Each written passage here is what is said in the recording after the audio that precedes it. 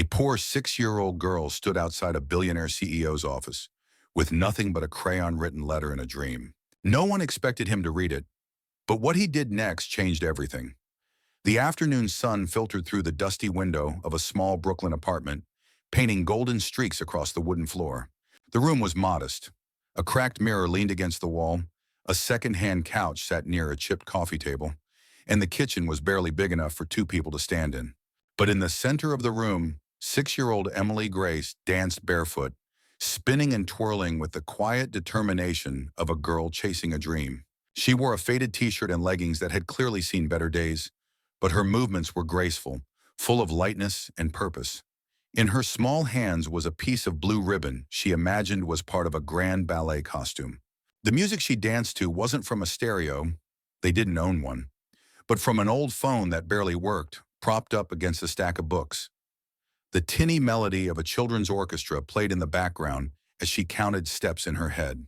In the corner sat her mother, Sarah Grace, a woman in her early 30s with striking features. Raven black hair tied in a loose bun, warm brown eyes that held too much exhaustion for her age, and the kind of posture that came from holding the weight of the world without complaint. She was sewing a small tear in Emily's dress with practiced hands, her fingers moving quickly, but her eyes never leaving her daughter. "Is it good enough, Mommy?" Emily asked suddenly, breathless, her cheeks flushed with energy. Sarah looked up and smiled softly, though her heart clenched. "It's more than good enough, baby. You're going to light up that stage." Emily beamed. "Do you think people will come? Do you think anyone important will see me dance?" Sarah hesitated. She didn't want to lie, but she didn't want to crush her daughter's hope either. "I think anyone lucky enough to see you will remember it forever." That seemed to satisfy Emily for now. She returned to practicing, arms stretched, legs pointed, eyes glowing with the pure, innocent belief that anything was possible. Later that evening, while Sarah folded laundry and reheated leftover soup for dinner, Emily sat at the small kitchen table with a crayon in hand and a serious look on her face. She was writing a letter, tongue sticking out slightly as she concentrated. When Sarah looked over her shoulder, she saw the note. "Dear Mr. Rivers, please come to my school concert. I am 6 years old and I love to dance. It would mean a lot to me if you watch me. Thank you. Love, Emily Grace." Sarah froze for a moment, unsure how to respond. "Sweetheart, who's Mr. Rivers?" Emily didn't look up. "He's the man Miss Carter said might come to the concert. She said he's very rich and important. He helps people. Maybe if he sees me dance, he'll help us too." Sarah crouched beside her and gently tucked a strand of golden hair behind her ear. "Honey, people like Mr. Rivers. They're very busy. They don't usually come to little school concerts." Emily looked up at her with wide, innocent blue eyes. "But what if he does? What if I ask nicely?" Sarah's heart ached. She didn't have the strength to tell her daughter how unlikely it was. That people like Matthew Rivers, billionaires, CEOs, men with power and privilege, didn't often step into places like their school auditorium. But Emily's hope was untouchable. And part of her, the part that still wanted to believe in miracles, didn't want to take that away. "Okay," she whispered, "write your letter. We'll figure out how to send it tomorrow." But Emily had a plan of her own, one she didn't share just yet. And so, in the dim light of their small apartment, as the city hummed outside and dreams swirled inside, a little girl danced, not knowing that with one letter, she had already taken the first step toward changing everything. The next morning dawned, cloudy and warm, with the streets of Manhattan buzzing with their usual chaos, taxis honking, coffee carts steaming, and suits rushing between office buildings like waves in a storm. Amid it all, a small figure stood across the street from a towering glass building that shimmered under the gray sky. The building was the headquarters of Rivers Tech, the kind of place people walked past in awe, wondering what it must be like to work behind its mirrored doors. To 6-year-old Emily Grace, it looked like a castle made of steel. She clutched a neatly folded piece of paper in her hand, the same letter she had written the night before in red crayon. Her blue dress, the nicest she owned, was freshly ironed thanks to her mom, and her blonde hair had been brushed into soft waves that framed her determined little face. She wasn't scared, even as people passed her with curious glances.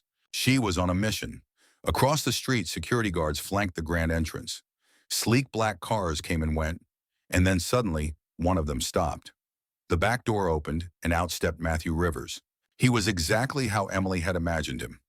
Tall, handsome, with warm brown eyes that didn't seem cold or mean like the rich people on TV.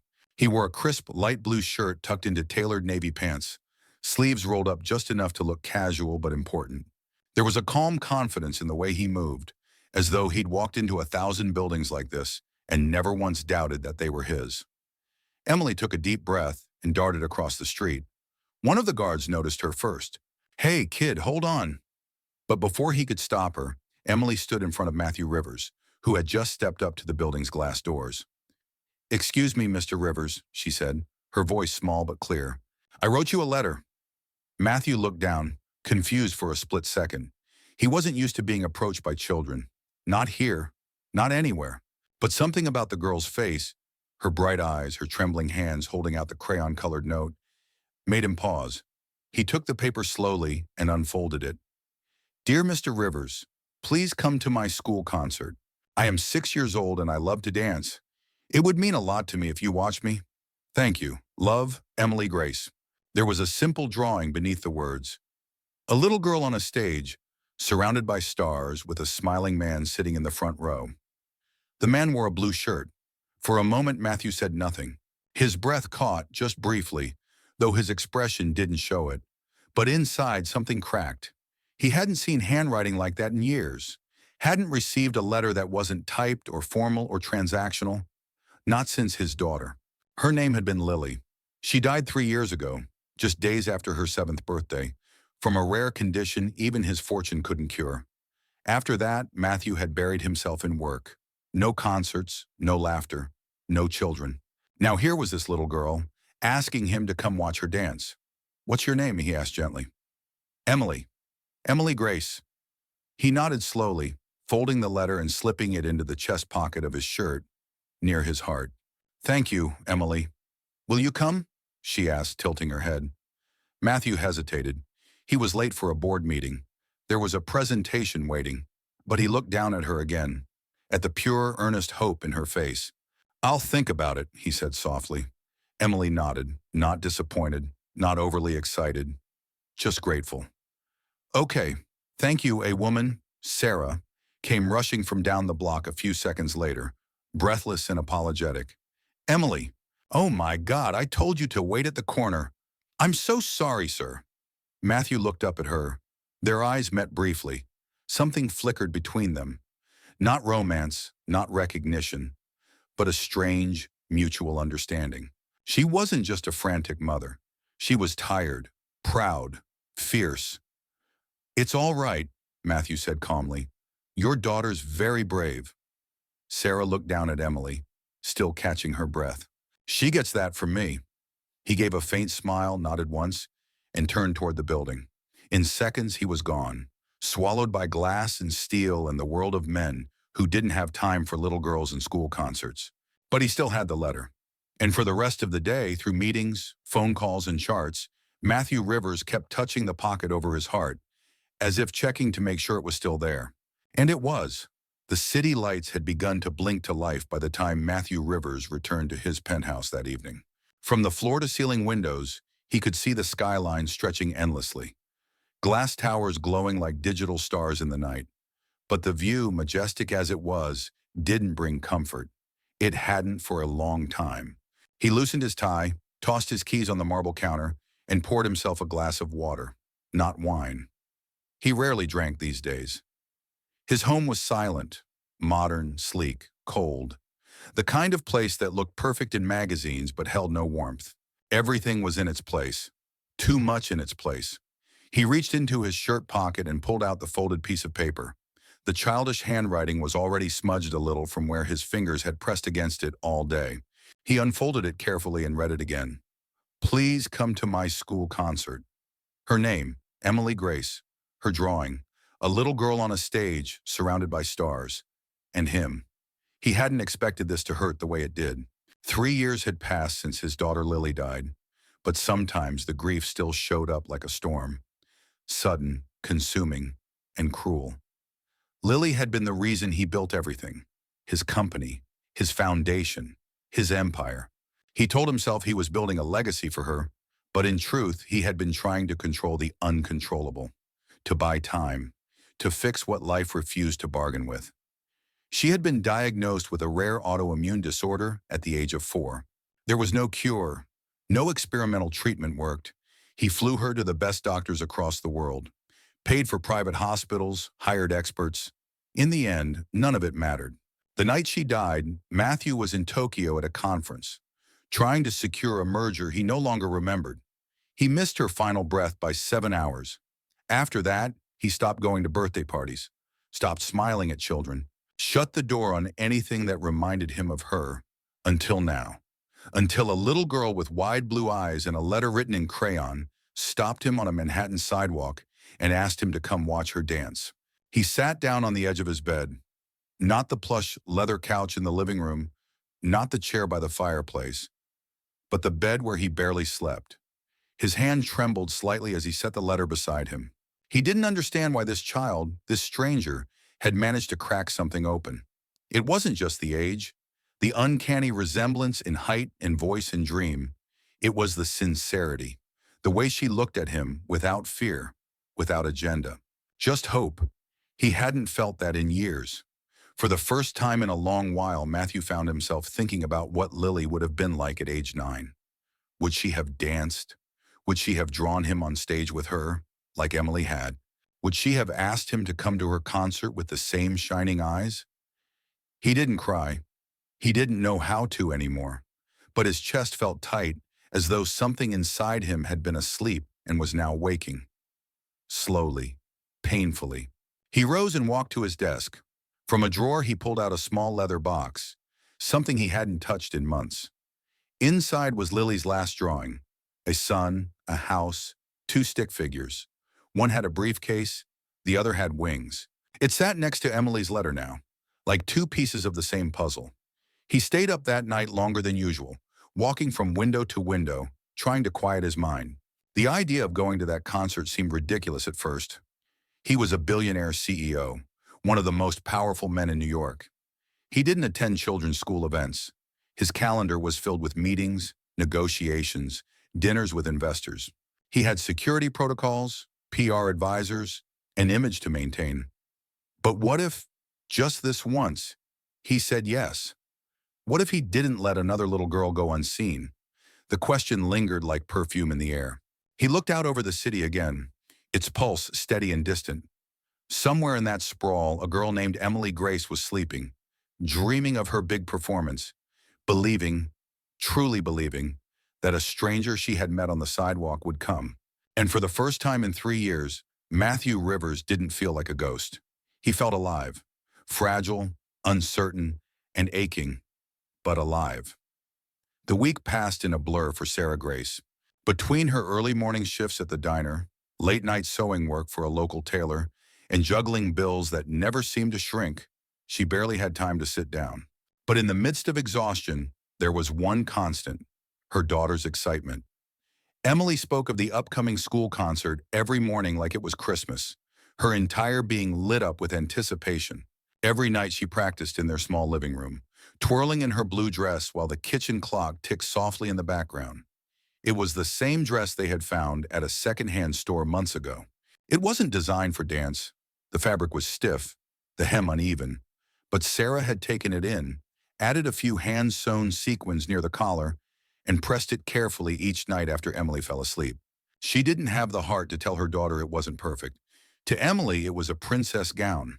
The day before the concert, Sarah came home with a tired smile and a brown paper bag containing 2 small cupcakes, a celebration in advance. They sat at the table eating quietly, the glow from a single lamp painting warm circles on their faces. Emily leaned on her mother's shoulder, sighing contentedly. "Do you think Mr. Rivers will come?" she whispered. Sarah hesitated, brushing crumbs from Emily's lips. "Sweetheart, I think he has a lot of important things to do. But he said he'd think about it." "I know," Sarah said gently, "and maybe he will." Emily didn't argue. She simply nodded, as if that was all the proof she needed. She trusted people, not because they earned it, but because she hadn't yet learned not to. Sarah watched her daughter's eyes flutter shut that night with a mixture of pride and guilt. Pride because Emily was a light in a dark world. Guilt because Sarah couldn't give her the world she deserved. She wished she could shield her from disappointment, from reality, but she also didn't want to smother her hope. That hope was the most beautiful part of her. The morning of the recital, Sarah rose before dawn to finish a rush order of dresses for a client. Her fingers ached from the sewing needle, and her eyes burned from lack of sleep, but she powered through. By 10 a.m., she was pressing Emily's blue dress one last time, folding it with care and packing it into a plastic garment bag. They walked to school hand in hand, Sarah wearing her one good dress, a fitted sapphire blue one she had sewn herself years ago for a job interview. She had touched up her makeup in the bathroom mirror using drugstore eyeliner and a bit of lipstick she'd kept hidden in a teacup behind the flower jar. She didn't want to look tired in the photos, in case someone took one. The school auditorium was decorated with paper stars and glitter banners. The folding chairs filled quickly with parents, siblings, and teachers, the air buzzing with small-town joy. A table near the entrance had hand-drawn programs, and Sarah picked one up, her eyes scanning for Emily's name. There it was. Emily Grace, solo dance, magic blue. She found a seat near the middle, saving the one beside her with her coat, though she didn't know why. Wishful thinking, perhaps. As the lights dimmed and the show began, Sarah's nerves kicked in. She clutched the program with both hands, heart pounding with every child that took the stage. Emily was set to go last. Her teacher said she had earned the final spot because of her dedication and improvement. Sarah was proud, but it also meant more waiting, more uncertainty. With each passing performance, Sarah's eyes drifted toward the entrance doors. No sign of him, no tailored suit, no expensive watch, no soft brown eyes in the crowd. She wasn't sure whether she was disappointed for herself or for Emily. Backstage, Emily peeked through the heavy curtain, searching. Her tiny heart skipped a beat every time the door opened. A teacher knelt beside her, fixing a pin in her dress. "You ready, sweetheart?" Emily nodded but said nothing. She was looking for one face. Then it was time. Her name echoed through the gym. And now, closing our show with a special solo, Emily Grace. The applause was warm and polite. Emily stepped onto the stage, eyes wide, arms poised. The music began. Soft, whimsical, the same melody she had practiced over and over again in the living room. And she danced. She danced with everything inside her. Every hope, every sparkle of childhood wonder. Her little feet moved in delicate circles. Arms fluttered like wings. Her blue dress shimmered faintly under the lights, and her eyes never stopped scanning the crowd. Still, no sign of him. In the audience, Sarah sat breathless, a tear slipping down her cheek. Her daughter looked radiant, like she belonged on a stage far greater than this one. Then, just as Emily spun into her final turn, the auditorium doors creaked open at the back. A tall man in a pale blue shirt and navy trousers stepped quietly inside, unnoticed by most. He stood near the back, not wanting to disrupt the moment. But when Emily came out of her spin and opened her arms wide for the final pose, she saw him. He was there. Their eyes locked, only for a second, but it was enough. A spark of joy lit up her face like sunrise. The audience erupted in applause. Emily bowed. Then she bowed again, just to be sure. And in the shadows at the back of the room, Matthew Rivers, CEO, Billionaire, man who hadn't stepped into a school auditorium in years, clapped softly, a small smile tugging at the corners of his mouth. Not for the crowd, not for show, but for her. He had come. The sound of applause still echoed in the small auditorium as Emily made her way off stage. Cheeks flushed, heart thudding like a drum inside her chest. Her ballet slippers tapped softly against the linoleum floor as she was led backstage by her teacher, who whispered something kind, though Emily couldn't hear the words over the rushing in her ears. She was flying, weightless, her entire body still humming from the performance. But above all, she had seen him. He was there. She wasn't imagining it. Back in the audience, Sarah had risen to her feet along with the others, her hands clasped tightly together in front of her chest. She wasn't clapping anymore.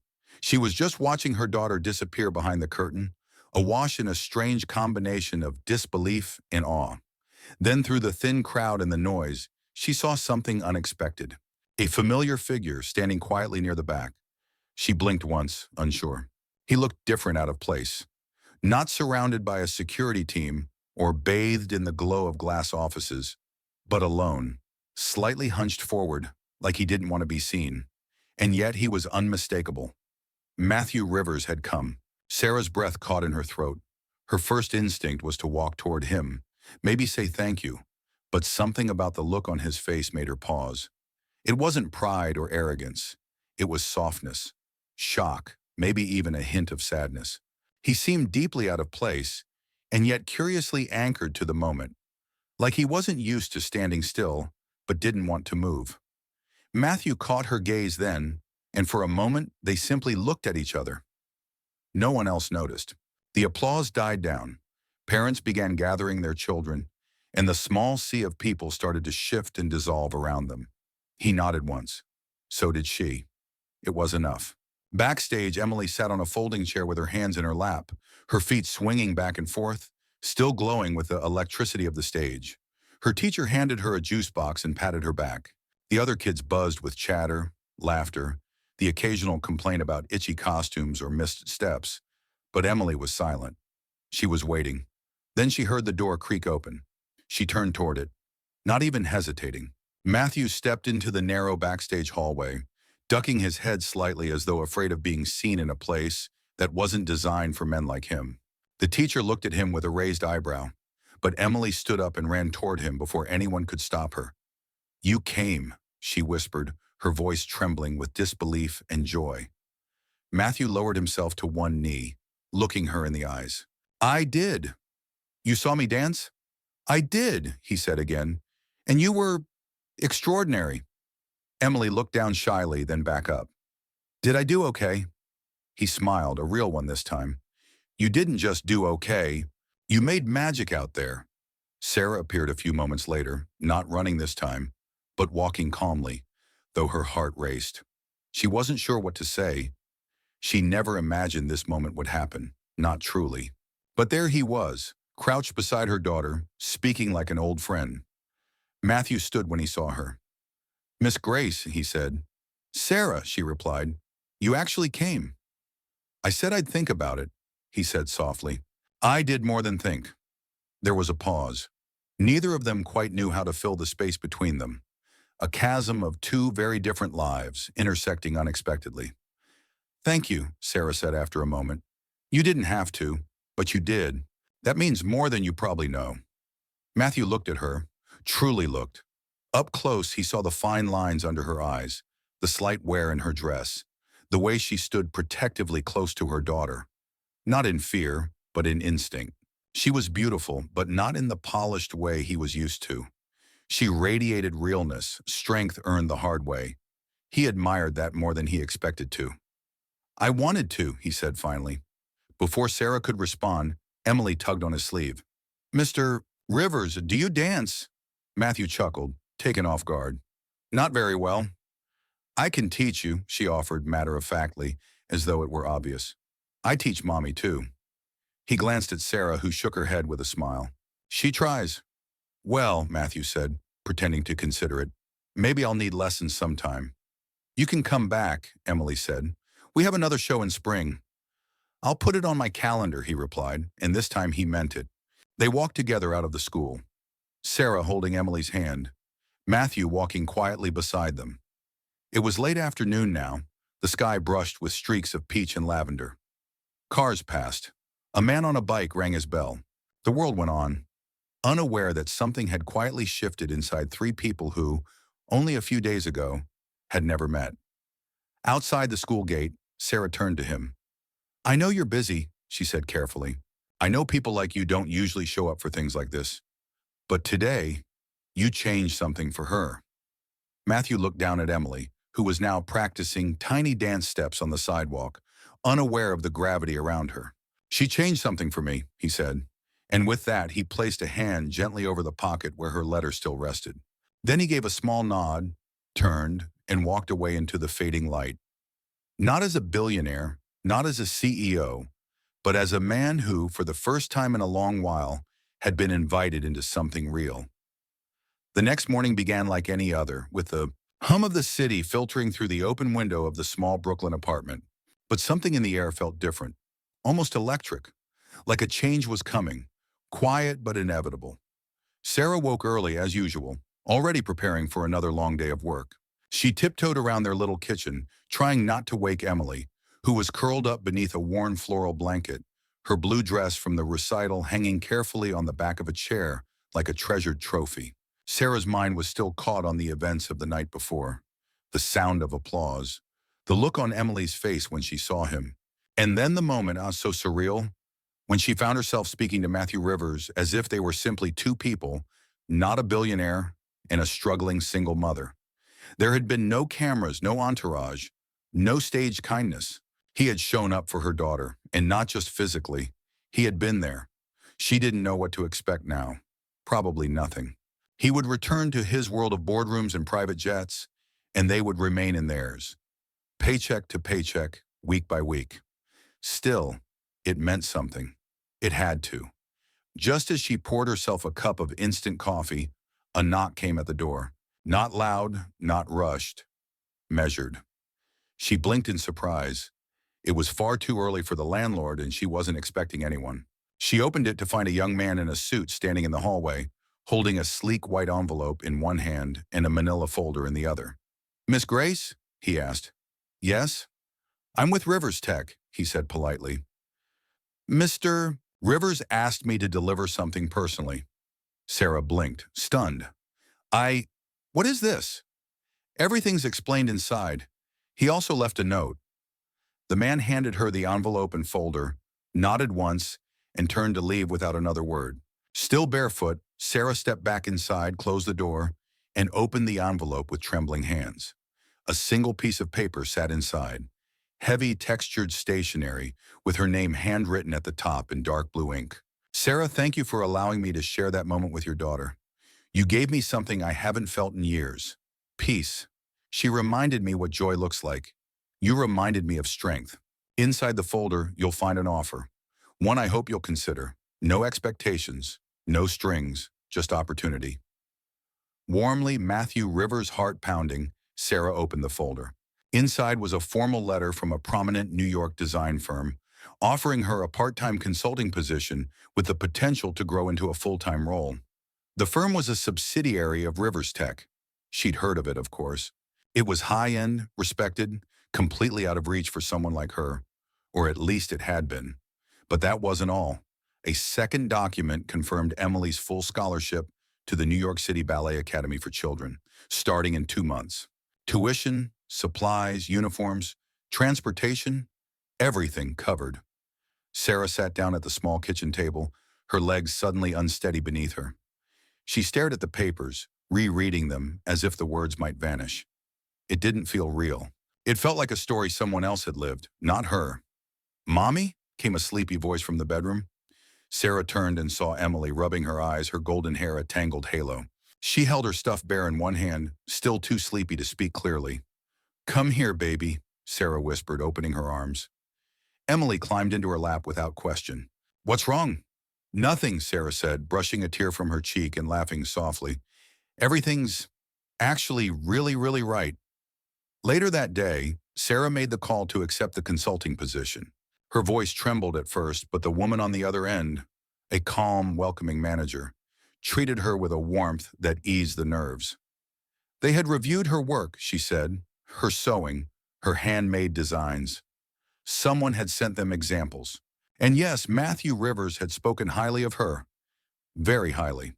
By afternoon, Sarah and Emily were walking through the neighborhood, sharing an ice cream cone. Emily skipped ahead, singing softly to herself. Sarah watched her daughter, wondering how a single letter had opened a door neither of them knew existed. 2 blocks away, across the street, a dark car was parked at the corner. Matthew Rivers sat in the back seat, dressed not in a suit, but in a sweater and jeans. No one noticed him. He didn't step out. He didn't wave. But he watched, quietly, thoughtfully, as the girl in the blue dress danced down the sidewalk and her mother laughed behind her, completely unaware that they were being seen. He didn't need thanks. He didn't need recognition. He just needed to know he had done the right thing. And in that simple moment, 2 lives lighter, 2 hearts freer, he smiled. It wasn't charity. It wasn't pity. It was the start of something rare and real. Hope, summer in New York was softening into fall, and with it came the quiet shift in rhythm that made the city feel almost gentle. Emily had started her classes at the prestigious New York City Ballet Academy.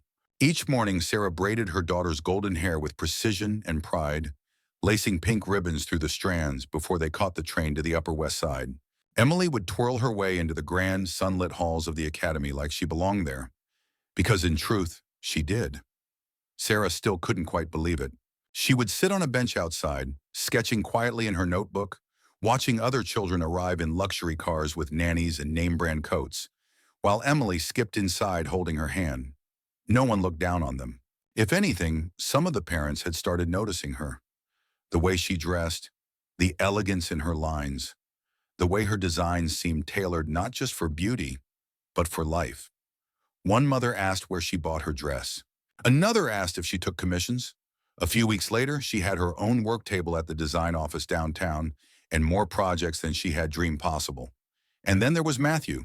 He didn't vanish after that concert. He didn't forget. He came quietly into their lives, not in dramatic gestures or flashy visits, but in consistent, thoughtful ways. He started visiting the studio during his lunch breaks, bringing coffee and muffins and standing at the back while Sarah talked design with her new team. Sometimes he said very little, just listened and watched with interest. But Sarah noticed the way the room changed when he was there, how he seemed to ground it without even trying. With Emily, it was different. He let her lead. He asked questions. He watched her practice and clapped louder than anyone. Once, after a long rehearsal, she crawled into his lap in the waiting room, utterly exhausted, and fell asleep on his chest. He didn't move for an hour, just held her like she was the most delicate and important thing in the world. Sarah saw him then, through the glass doors, completely still. Not the CEO of a tech empire, but a man with grief behind his eyes and something fragile blooming again in his chest. They began to share more time outside the studio. Small things, walks through Central Park, Sunday mornings at a quiet cafe, dinner at their apartment once when Emily begged to show him how she made fancy grilled cheese. He arrived with flowers for Sarah, not roses, but wildflowers, soft and mismatched. She didn't know why, but they made her cry. The more time they spent together, the more Sarah began to notice the layers in him. He was kind, yes, but also wounded. Thoughtful but guarded. He had lived a life of control and detachment for so long that warmth seemed foreign to him. But with her and Emily, he was learning to soften, slowly, tenderly. One afternoon, Sarah and Matthew found themselves alone on a bench outside the ballet academy. Emily was inside, rehearsing for the winter recital. The sun was beginning to set, casting long amber shadows over the sidewalk. "She talks about you constantly," Sarah said, sipping her coffee. "I think you've been officially promoted from Magic Man to best friend." Matthew chuckled, running a hand through his hair. "It's a big title. I hope I'm worthy of it." "You are," she said more seriously than she meant to. He looked at her. Really looked. There was something in his eyes. An unspoken question, an ache that hadn't quite found words. "I used to think I was done with this part of life," he said quietly. "Joy, attachment, risk. After Lily." His voice caught, but he didn't look away. "I shut it all down. It hurt too much to care." Sarah didn't speak. She let the silence breathe between them. "But then your daughter came into my life like a lightning bolt," he continued. "Just completely unexpected. And you're like gravity, steady, strong." Rel, she met his gaze, her heart pounding louder than she wanted it to. "I didn't expect you either," she admitted. "You're not who I thought you'd be. I thought you'd be distant, complicated, unreachable. And you're all of those things," she teased softly. "But you're also kind and gentle and broken in the same ways I am." The air between them shifted. Not dramatically, not like in movies, but slowly, naturally, like two puzzle pieces finally aligning. Matthew leaned slightly closer, not touching her, not invading, just near. "Sarah, I've done a lot of things in my life that made me rich. But this, you, Emily, this feels like the first thing that's ever made me whole." Her eyes stung with tears. She didn't pull away. "I don't want to scare you," he added. "I know your life hasn't been easy. I know trust doesn't come quickly. She shook her head slowly. I'm not scared of you. I'm scared of believing this could last. He nodded. Then let's not rush. Let's just keep showing up. And so they sat in silence as the sky turned rose gold, hands resting close but not quite touching, hearts newly open, cautiously hopeful. Inside the building, Emily danced, blissfully unaware that two broken people had just begun to heal in the glow of something rare and astonishing. Something that felt a lot like love. The winter recital arrived on a crisp December evening, the city dressed in its holiday best. Snow had fallen the night before, and still clung to rooftops and tree branches, turning New York into a postcard, white, sparkling, and quiet in a way the city rarely allowed. The streets were lined with twinkling lights and wreaths, and the scent of roasted chestnuts and cinnamon drifted from corner vendors. It felt like something out of a fairy tale.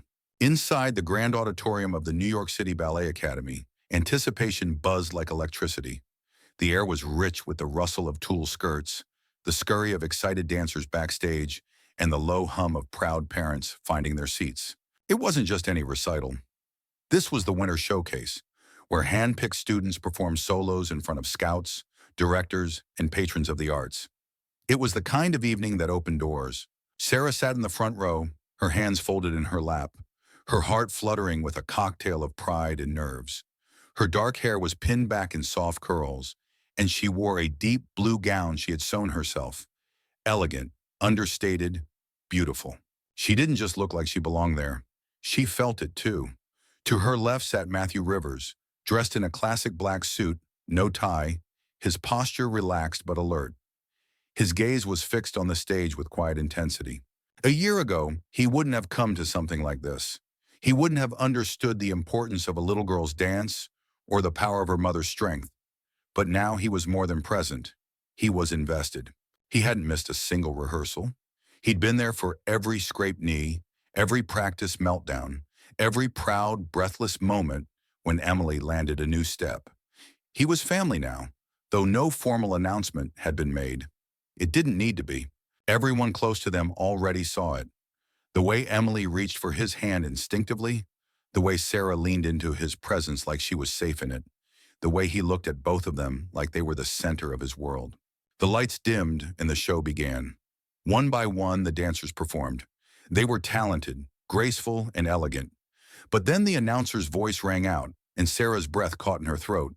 And now performing a solo choreographed by the Academy's own Miss Avery, please welcome to the stage, Emily Grace. A hush fell over the auditorium. Then out she came, a small, shining star in a sea of light. Her costume was pale blue with delicate silver embroidery, her blonde hair swept into a soft bun, her eyes wide and calm. She didn't look nervous, she looked ready. The music began, a soft, melodic piano piece that echoed through the hall like a whisper. Emily moved with a grace and confidence that no one could have predicted from a 6-year-old a year ago. She was stillness and motion, joy and vulnerability, all wrapped into one tiny body.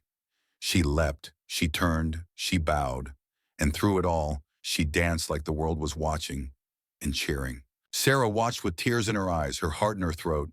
She remembered the tiny apartment, the secondhand dress, the crayon letter.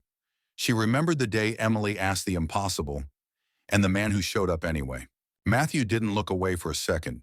His hand reached out to gently rest on Sarah's, and she let her fingers curl around his without hesitation. Neither of them said a word. They didn't need to. It was all there, in the way they sat side by side, grounded, changed, and whole. When the performance ended, the room erupted in applause. Emily stood center stage, chest rising and falling, cheeks flushed, eyes searching. She saw them, her mother radiant and proud, and next to her, Matthew, standing now, clapping with the fiercest love she'd ever seen. After the show, backstage was a flurry of flowers and congratulations. But Emily only had eyes for the two people waiting just beyond the curtain. She ran to them, launching herself into Sarah's arms first, then Matthew's. "You were perfect," Sarah whispered into her hair. "You were more than perfect," Matthew added, lifting her slightly. "You were everything." The three of them stood there in a warm circle, surrounded by chaos but untouched by it. For the first time in Sarah's life, She wasn't waiting for the other shoe to drop. She wasn't bracing for loss or guarding her heart. She was living, fully, freely, in a moment that felt like the reward for every hard choice, every lonely night, every risk she dared to take. That night, they walked home together through the snow-covered city. Emily skipped ahead, spinning and humming her music, leaving little footprints behind her like tiny stars in the white dust. Matthew and Sarah walked arm in arm, quiet at first, content just to be. Then as they reached their building, Matthew stopped. "I've been thinking," he said softly, his breath forming clouds in the air, "about what it means to have a family, about how love isn't something that just happens. It's something you choose, over and over." Sarah turned toward him, heart already knowing what was coming, but still moved when she heard the words. "I choose you," he said, "and I choose her, if you'll have me." Sarah smiled, the kind of smile that came from deep inside, the kind that healed old wounds and made space for something new. "We already have you," she said, "but yes, we choose you too." From that night on, the three of them weren't a broken girl, a tired mother, and a grieving man. They were a family, bound not by blood or obligation, but by love chosen freely, fiercely, and forever. And the little girl who once wrote a letter in crayon to a stranger changed all of their lives with nothing more than hope and the courage to dance. Sometimes the most incredible changes begin with the simplest act. A letter written in crayon, a genuine belief unspoiled by fear.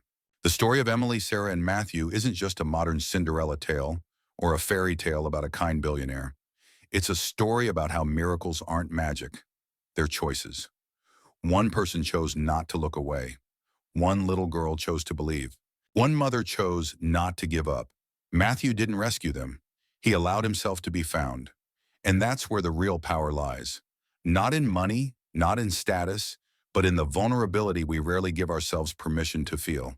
The ending of this story is happy not because everything became perfect, but because now each of them knows they are no longer alone. And maybe, just maybe, that's the greatest victory of all.